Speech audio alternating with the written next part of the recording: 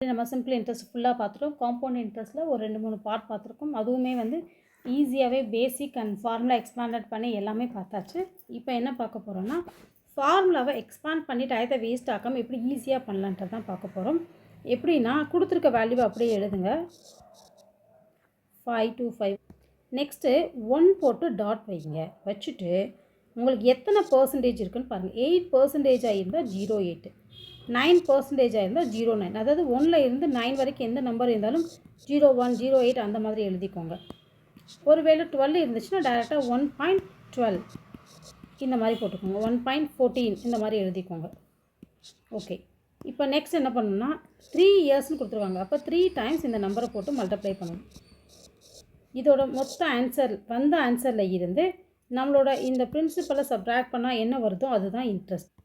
So வந்த ஆன்சர்லேருந்து பிரின்சிபலை subtract பண்ண answer. Thank you.